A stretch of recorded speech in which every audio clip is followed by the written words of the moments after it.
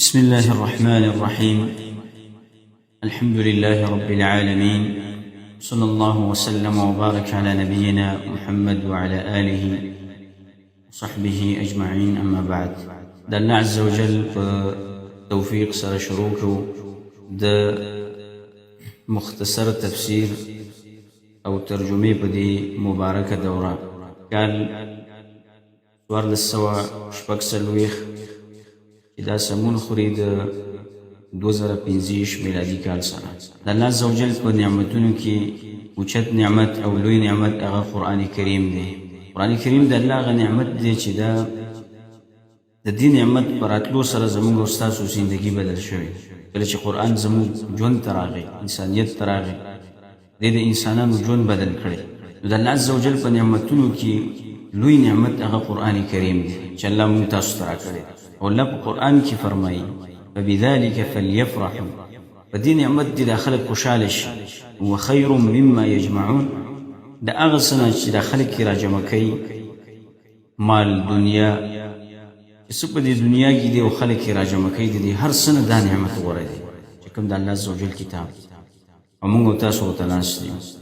دا د الله په نعمتونو کې اوچت نعمت قرآن کریم، او الله دې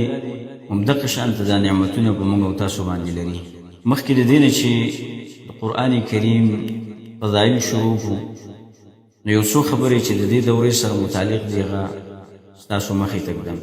اولنۍ خبره دا ده چې دا دوره او دا تفسیر مختصر ولې موږ کوو. اولنۍ خبره هغې جواب دا دی چې دا تفسیر مختصر او دوره او ترجمه د دې وجې نه کوو چې موږ او تاسو الله عزوجل ته نږدې شو. ځکه قرآن کریم چې موږ کوم کتاب درس ته کینو او دوره او تفسیر کوو، دا د الله حقیقي کلام دی، د الله خبرې دي. تاسو دې خبره باندې سوچ وکړئ چې موږ د الله خبرې زده کوو، په هغې کې سوچ کوو، په هغې باندې ځان پویه کوو. یو قسم د الله سره ناست خبرې دي د الله عزوجل سره. زموږ د خالق خبرې هغې باندې موږ ځان پویه کوو. نو دا ډیره اهمه خبره ده چې موږ تاسو په خپل رب پسې تړي.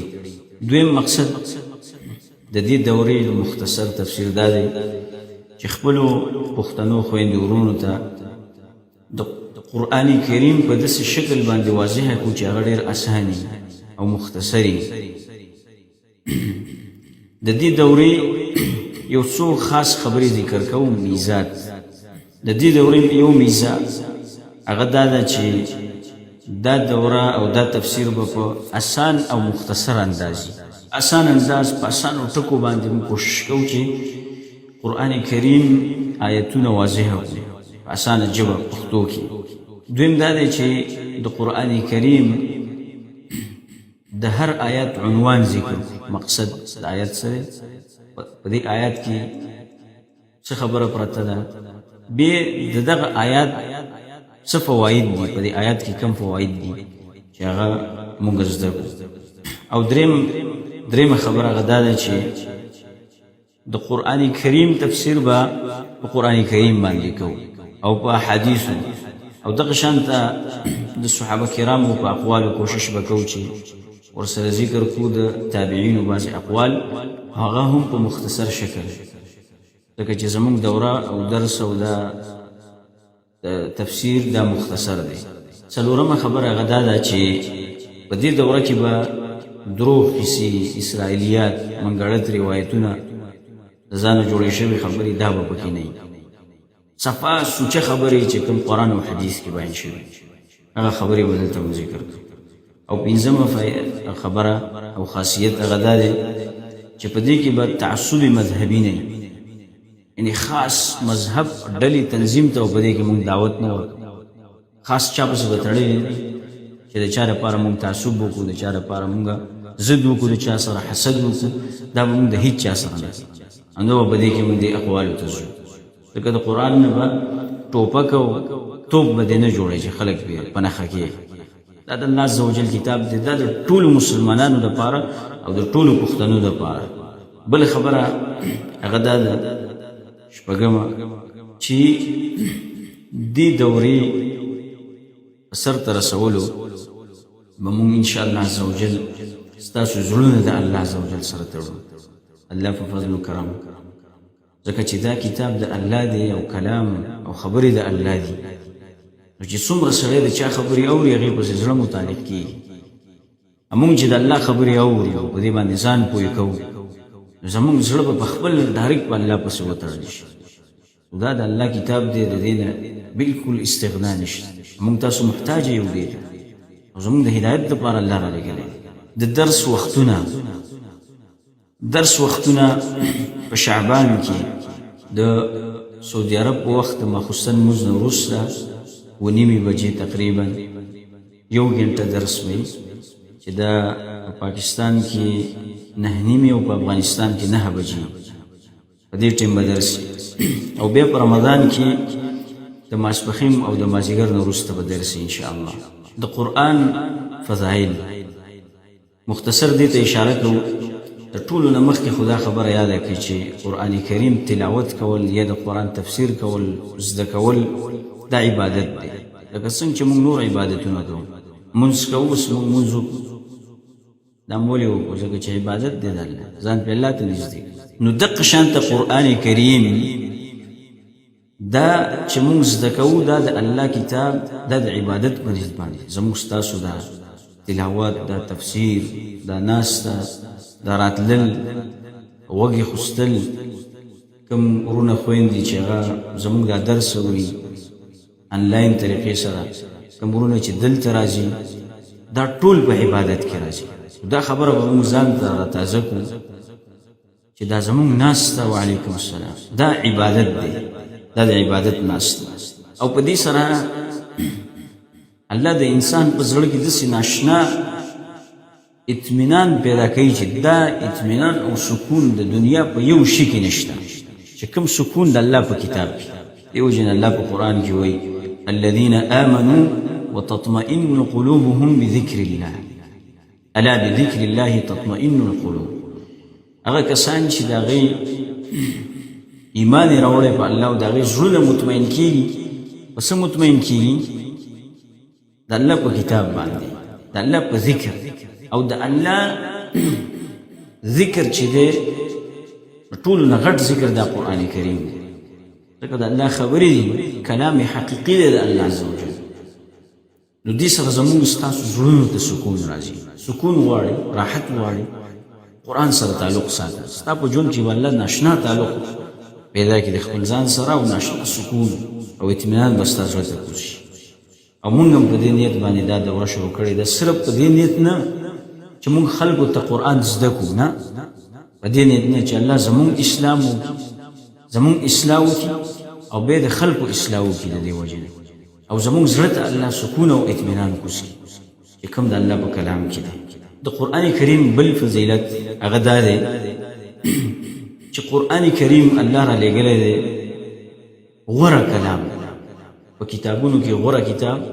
قرآن کریم دی چې الله عزوجل په محمد رسول الله صلی الله علیه وسلم باندې نازل کړی په واسطه د چا جبریل علیه السلام په غوره میاشتو کې الله قرآن کریم نازل کړی دی په غوره میاشتو کې چې هغه کومه میاشت د رمضان میاشت او په غوره شپو کې انا انزلناه فی لیلة القدر د قدر په شپه باندې هغه شپه چې خیر من 1000 شهر هغې کې عبادت د زرو میاشتو نو عبادت نه غوره دی نو په دې شپه باندې الله د قرآن کریم نازل کړی دی نو دومره بهترین کتاب غوره کتاب په غوره انسان نازل کړی دی د غوره شخصیت په واسطه چې جبریل علیه السلام دی په غوره ځمکه کې چې هغه مکه ده او په غوره موقع باندې چې د رمضان وخت دی او په غوره شپه باندې چې لیلة القدر دا فضیلت کافي دی که نه دی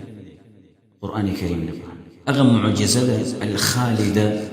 همیشه معجزه چې الله پیغمبر صلی الله علیه وسلم ته ورکړی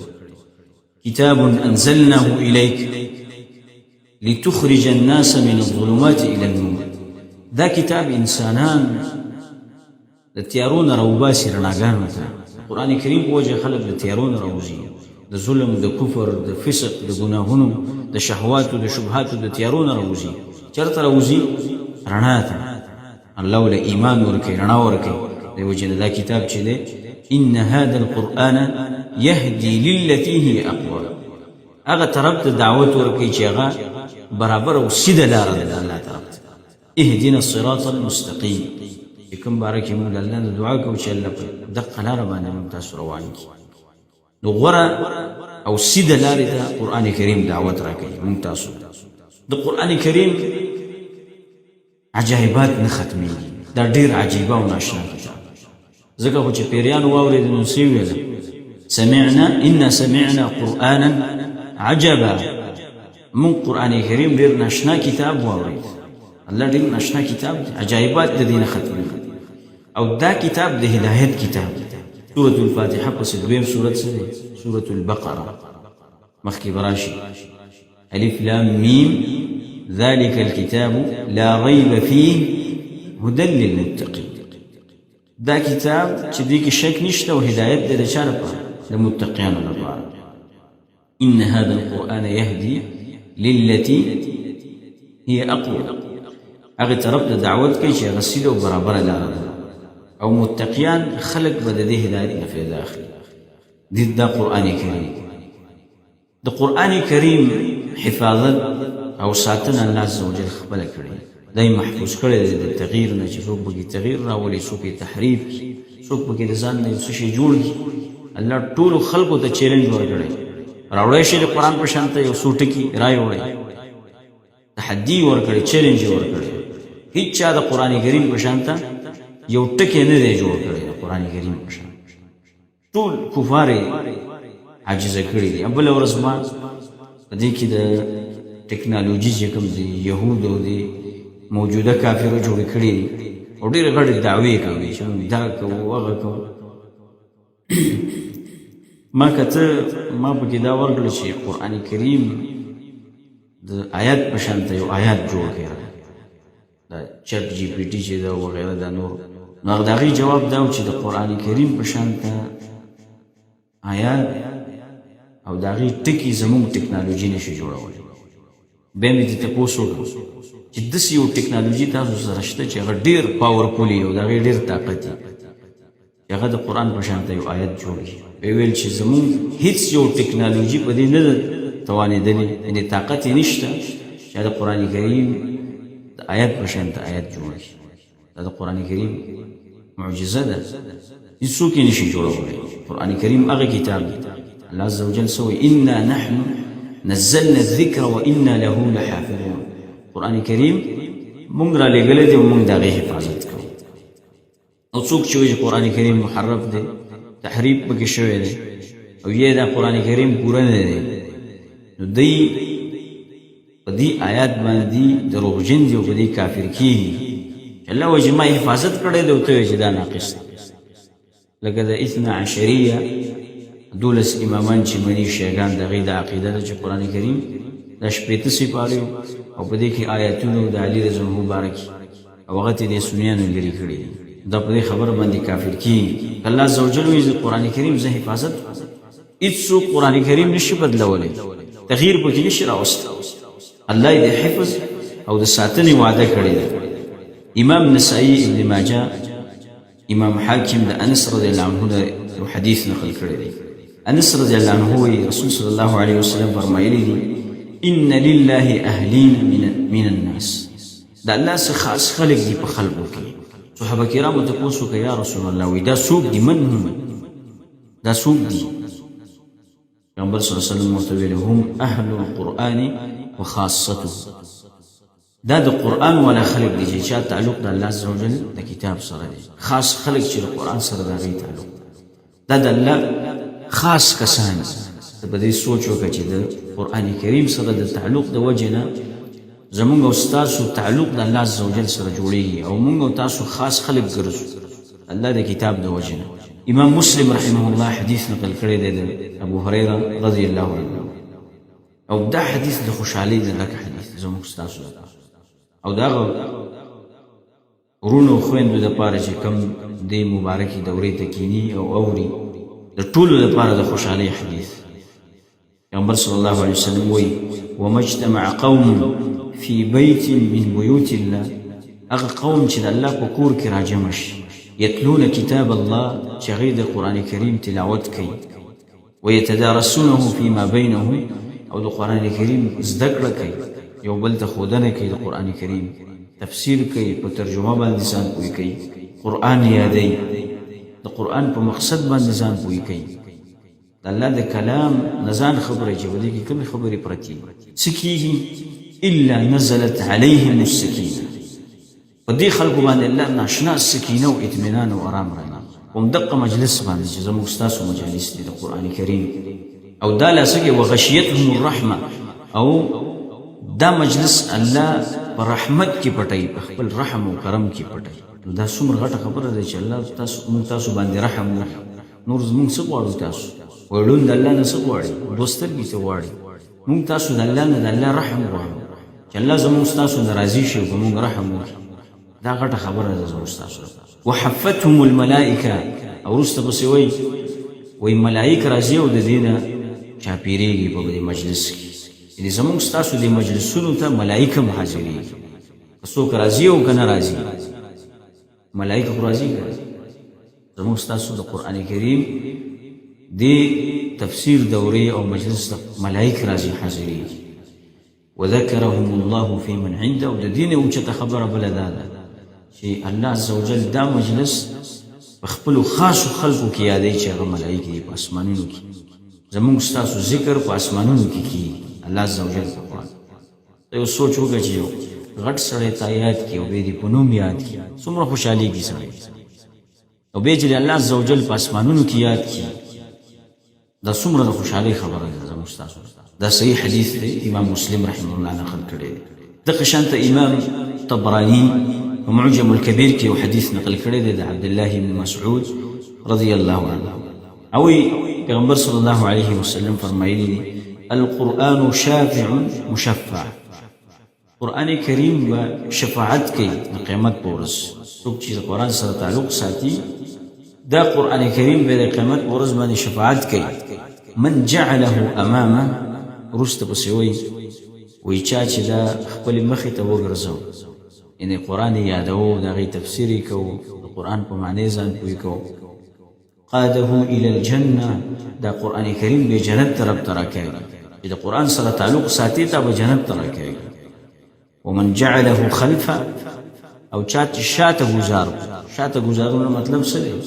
مطلب دا چې راوایخ لو شاته گزار کی شاته گزارو مطلب دا چې قرآن کریم نه وای قرآن کریم تلاوت نه کوي قرآن کریم زکای قرآن کریم تفسیر ته نه کوي ترجمه نه یادي ځان په نه پوي کوي او پاغي باندې عمل نه کوي دي ته وای زګه چې رسول چې قیامت کې شکایت کې د خپل قوم نه سوې ان قوم اتخذوا هذا القرآن مهجورا يا رب ويدي قوم زمان دا قرآن پرېخه څنګه پرېخه مفسرین وای قرآن نه یادي تلاوت نه کوي تفسیر نه زده کوي په معنی ځان نه پوي کوي عمل په نه کوي منځونه په نه کوي دا څه شی دی قرآن پرې خودل دا معنی ده سړی پرې او ایمان په نه راوړي دای بل معنی نو څوک چې د قرآن سره تعلق ساتي هغه الله نزل لکي الله به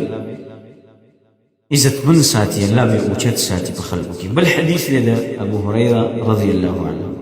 هغه فرمایي پیغمبر صلی الله علیه وسلم فرمایلی ان مما يلحق المؤمن من عمله وحسناته بعد موته وي هغه اعمال چې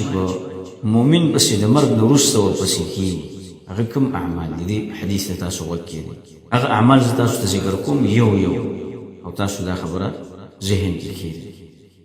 کوم اعمال دي چې د انسان د مرګ وروسته غیله فائدہ ورکړي یو هغه دی علما علمه ونشره علم دی چې د انسان خپل یاد کو به خلقو ته وخو نو قران کریم د احادیث علم خلقو ته وخو دق علم دا بده د پکار راځي چې خلقو ته خو دی دویم ولدا صالحا ترکه نیک بچی دی اولاد هغه دی پریخي دي نیکان دي د الله په دین باندې عمل کوي نو دې چې څومره نیک کارونه کوي هغه به تاسو ته رسیږي دا غي ثواب نو دې وجه موږ په دې موقع باندې دا نصيحت کوو ټول ته چې خپل بچی نیکان کوي هغې نه د قرآن علما جوړ کړي، دین ته کښېنوئ، علم ته کښېنوئ، ځکه چې همدا خلک دي چې دا به سبا ستاسو په کار راځي، تاسو به په دنیا کې نه یې. دی چې څه کوي هغه به ستاسو په کار راځي. او که څومره ورته انګلیشونه او دا کورسونه ورته وښیوئ او قرآن نه لرې وساتئ، په کار به دې راشي؟ هېڅ دې په کار نه راځي. بل وایي ومصحفا ورثه، یې مصحف دی قرآن کریم، مصاحف چې کوم ځای کې ورته ضرورت دی وادي غسته، کوم مسجد کې ضرورت دی وادي غسته، او په دې مصحف کې څوک تلاوت کوي، دا صدقه ده ستا دپاره، دا بهترینه صدقه ده د مصحفونو. او مسجدا بناه، او یو مسجد دی چې ده جوړ کړی دی او خلک پکې منځونه کوي، دا یو صدقه جاریه ده. او بیتا لابن السبیل بناه، یې کور جوړ کړی دی مسافرو دپاره، آرامګاه چې ورته وایي، او خلک راځي او په هغې کې څه کوي؟ دمې کوي، دا هم یو صدقه ده. او نهرا اجراه، یو ولی ایستی ده، نهر ایستی ده په یو ځای کې د اوبو چې هغه خلک د هغې نه فایده اخلي، اوبه تسکي، خپل څاروي هغه تې اوبه کوي. او صدقة اخرجها من ماله في صحته وحياته يلحقه من بعد موته، یو صدقه ده چې دا یې ایستې ده د صحت په حالات کې، یعنی دی روغ دی، صحتمند دی، جوړ دی. نو سړی داسې دی چې هغه د دنیا نه د هغه زړه څه دی، یعنی بیمار دی او په هغه اخري لحظه کې دی د مرګ. دا خو که صدقه وکړي او ونه کړي نو هغه دلته خو دا پته ده چې ځاسې مرم د دنیا نه ځم. خو هغه صدقه چې ته د صحت په وخت کې وکړي او ته ښه روغ جوړ یې، ستا مال ته ضرورت یي، دقه صدقه ده د الله په وړاندې. داسې صدقه وکړي چې ته په ښه حالات کې ستا ورته ضرورت یي، هغه صدقه وکړي، دا الله قبلوي. نو قرآن کریم ډېر د برکتونو کتاب دی. مقصد دا دی، مسند احمد کې امام احمد بن حنبل رحمه الله حدیث نقل کړی دی. هغه وایي تعلموا سورة البقرة، سورة بقرة یاده کړئ، فإن أخذها برکه، د دې سورة البقرة یادول په دې ځان پوهې کول دا برکت، برکت غواړي په کور کې، په مال کې، په ژوند کې. سورة بقرة یاده کړئ، په هغې ځان پوهې. وترکها حسره، او د دې سورة بقرة پرېښودل افسوسونه دي، افسوسونه دي انسان. ولا يستطيعها البطل، او ساحران د دې طاقت نشي لرلی. سورة بقرة وایي هېڅ سحر په تا باندې اثر نه کوي. راوي وایي ثم مکث الساعة، بیا لږ وخت چپ شو نبي کریم صلی الله علیه وسلم. ثم قال، بیا وفرمایل تعلموا سورة البقرة وآل عمران، سورة بقرة او آل عمران زده کړئ، فإنهما الزهروان يظلان صاحبهما يوم القيامة. دا دو سورتونه چې دي، سورة بقرة او سورة آل عمران، دا به د قیامت په ورځ باندې راشي او د ستورو په شان ته به په دې خپل ویونکي، تلاوت کوونکي، زده کوونکي باندې سوری جوړ کړي د قیامت په ورځ. كأنهما غمامتان، د وریځو په شان د سوری به جوړ کړي. وإن القرآن يلقى صاحبه يوم القيامة حين ينشق قبره، او قرآن کریم چې د خپل ویونکي سره، د خپل ملګري سره به د قیامت په ورځ باندې میلاو شي، کله چې دا د قبر نه راپاڅي د انسان. دا ډېر ناشنا حدیث وکړي دی. فیقول له هل تعرفني، قرآن کریم ورته وایي ته ما پېژنې؟ دا به ورته وایي لا اعرفک، نه دی پېژنم.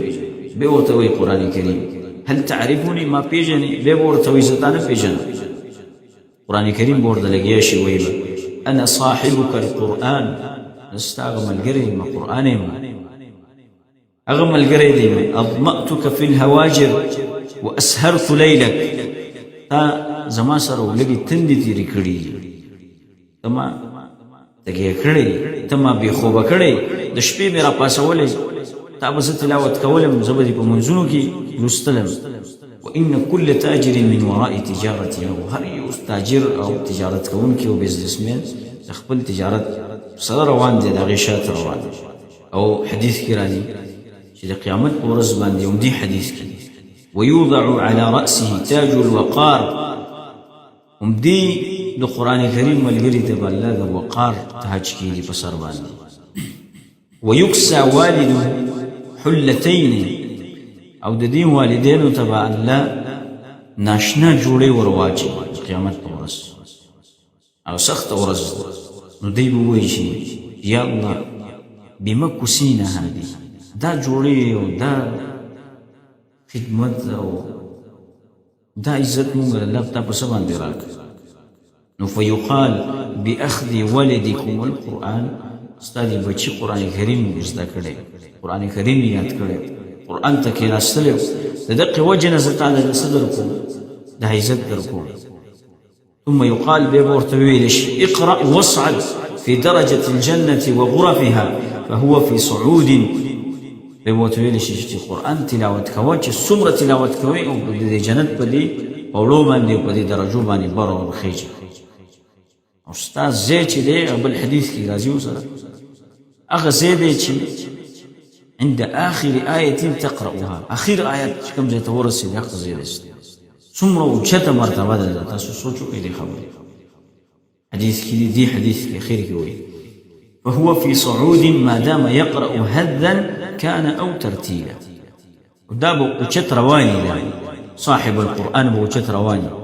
کدای په تیزه وای او که په خلاره ترتیل باندې وای ودا به جنت په دې درجو کې اوچت رواني عبد الله بن مسعود رضي الله عنه حديث أغوي من قرأ حرفا من كتاب الله فله حسنة سوك چې الله عز وجل د کتاب تلاوت وکړي په دې یو ټکي باندې یو نیکي ده والحسنة بعشر أمثالها ودا یو نیکي به په لس چنده ده تاسو سوچ وکړئ بیا وایي الف زه دا نه وایم چې الف لام میم څه دی یو حرف څه الف حرف الف جدا حرف دی لام حرف وميم حرف لام جدا حرف دی وميم جدا حرف ټول څو نیکي شو دېرش ځکه یو نیکي په لسو نو تاسو سوچ وکړئ قرآن کریم کې څونه حروف دي 3,15,000 حروف 3,15,000 حروف دا په قرآن کریم کې اوس تاسو دې د حساب وکړئ هر حرف چې لس نیکي شي دا څومره راځي دا شو 3 ملیونه او 2 لکه او 150 دومره نیکیانې شو دا صرف چې د قرآن کریم تلاوت کې 3 ملیونه 2 لکه او 10,150 دا نیکیانې شو صرف تلاوت کې پاتې خدا چې ته قرآن کریم زده کې تفسیر یې یادې او هغې ته ناست دي آیتونه بار بار اړې دی به څومره اجر یې هسې سوچ وکړه دې خبرې دا که چېرته ښکارېدی مونږ او تاسو ته خو ښکاري حدیث کې راځي وایي بهترین انسان په مخ د ځمکه څوک دی خیرکم من تعلم القرآن وعلمه بهترین انسان هغه دی په مخ د ځمکه باندې چې قرآن خپله زده کوي او خلکو ته یې ښیي بهترین انسان ځان نه جوړول غواړي قرآن کریم زده کوه درسونه ته د قرآن کریم کېنه عائشة رضی الله عنها حدیث دی په صحیح مسلم کې بخاري دواړو کې شته متفق علیه رسول صلی الله علیه وسلم فرمایي الذي يقرأ القرآن هغه سړی چې قرآن کریم وایي او په قرآن کریم باندې ماهر پوهیږي قرآن په تفسیر باندې مع السفرة الكرام البررة دا به دا خاص ملائکو سره کرام البررة ملائکو سره وي اوچته مرتبه ده هغه سړی چې هغه په قرآن باندې پوهیږي او بیا پسې وروسته وایي الذي يقرأ القرآن چې قرآن وایي ويتتعتع فيه او په هغې څه نخلي رانخلي په دې قرآن کې وهو عليه شاق او دا په دې باندې ګران شوی دی له اجران د ده 2 اجر دي بعضې خلک وایي قرآن نشم ویلی ژبه مې پیړه شوې ده او بانې کوي او ګران دی راته چې ګران دی خو 2 اجر شو چې آسان وي یو اجر یو اجر د څه دی د تلاوت او بل اجر د دې دی چې دا قرآن ورته ګران دی او ویې وایي له اجران 2 اجر دي بخاري کې حدیث دی د موسی الاشعري رضی الله عنه پیغمبر صلی الله علیه وسلم فرمایي مثل المؤمن مثال د مؤمن مسلمان هغه چې قرآن کریم وایي مثل الاترجه پشان د هغه ترنج دی طعمها طیب چې د هغې خوند خوږ دی مزیدار خوند یې خوږ دی چې خورئ وریحها طیب او د هغې بوی هم خوږ دی چې بوی کې هم مزه کوي خوند یې خوږ دی نو هغه مؤمن هغه مسلمان چې قرآن وایي د هغې دقه مثال دی چې خوند یې خوږ دی ایمان پکې دی او قرآن هم وایي نو د هغې نه ښایسته هغه بوی هم را روان دی خوشبوی ترې را روان دی بیا فرمایي والذي لا يقرأ القرآن هغه مسلمان چې هغه قرآن نه وایي کالتمره په شان د هغه کجورې دی طعمها طیب خوند یې څه دی ښه دی خوږه ده کجوره ولا ریح لها د هغې خوشبوی نشته د کجورې مؤمن ایمان پکې شته خو قرآن نه وایي نو خوشبوی نشته د دې مؤمن او بیا وایي ومثل الفاجر مثال د هغه فاجر سړي یې د روایت کې دی منافق چې منافق دی او قرآن وایي سړ کې نفاق دی خو بیا هم قرآن وایي كمثل الريحانة وشان د هغه کشمالي دی ریحها طیب وطعمها مر چې د هغې خوشبوی شته خو چې خورې نو تریخ دی کشمالی دا د منافق مثال دی منافق او قرآن سره تعلق بیا هم د هغه نه خوشبوی راځي د منافق نه چې قرآن سره تعلق ومثل المنافق او یا د فاجر مثال هغه دی لا يقرأ القرآن چې قرآن نه وایي كمثل الحنظلة طعمها مر ولا ريح لها چې د هغې خوند څه دی خوراک هم نشته خوند هم نشته چې خوري او څه نشته بوی هم نشته بد بوی ترې روانېږي بویګی هم بد بوی د دې وجې نه چې قرآن کریم سره د چا تعلق الله عز وجل د هغې ژوند رڼا کوي هغه انسان له الله عزت ورکوي هغه انسان الله په خلقو کې اوچتوي په مخلوقاتو کې ان الله يرفع بهذا الكتاب اقواما الله په دې قرآن باندې خلق اوچتوي ويضع به آخرين او ډېر خلق په دې قرآن کریم باندې راښکته کوي الله عز وجل مونږ او تاسو په دې کتاب باندې پوهه کړي او الله دې مونږ په دې کتاب باندې زموږ عزت ډېر کړي الله دې مونږ اوچت کړي په دې کتاب باندې او الله سبحانه وتعالی دې مونږ او تاسو له د دې دورې د سر ته رسولو د ناستې او د عمل کولو توفیق راکړي هذا وصل اللهم وسلم وبارك على نبينا محمد وعلى آله وصحبه أجمعين